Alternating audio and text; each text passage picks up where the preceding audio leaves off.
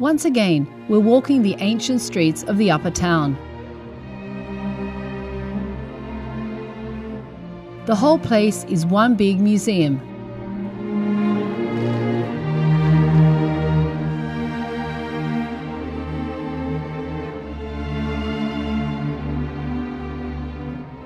Still, the city has a museum of its own. It's the Museum of the City of Zagreb. This month, the traditional sign is accompanied by a curious pharmacy sign.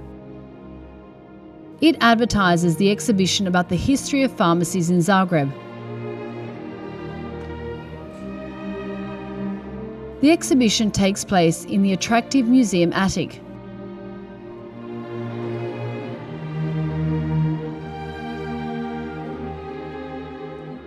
It's called Jacobus, apothecarius, from a shop to an industry. Who was this man? Jacobus was the first pharmacist in Zagreb who was mentioned by name. It was in 1355. A long millennium had to pass before the pharmaceutical industry started the mass production of drugs. The introduction shows what pharmacies used to look like from antiquity to the Middle Ages.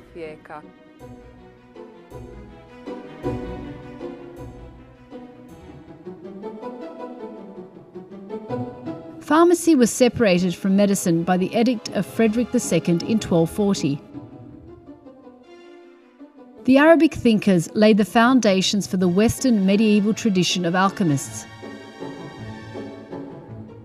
Alchemists helped the development of chemistry proper.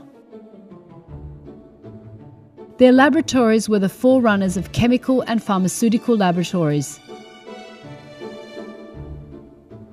This is a small and practical Galenic laboratory, which used to stand in the back room of every pharmacy.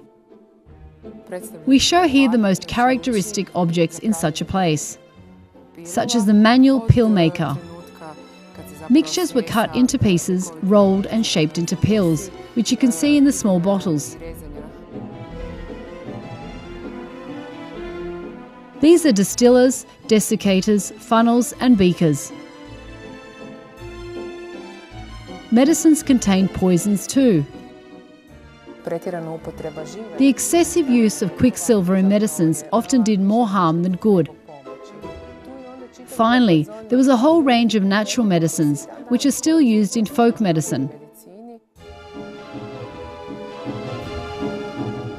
Not so long ago, some pharmacies sold leeches to suck the patient's blood. Such elements of folk medicine look quite exotic nowadays.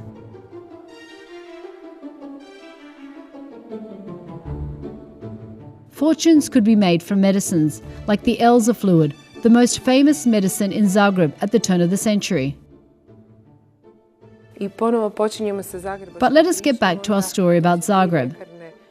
There were two pharmacies on the two hills. The one on Gradec was called the Black Eagle. The one on Kaptol was St. Mary at Dolac. The St. Mary is long gone, but its doors are still kept in the museum. As for the Black Eagle, you can still buy medicines there. The pharmacy stands where it stood for centuries, right by the stone gate.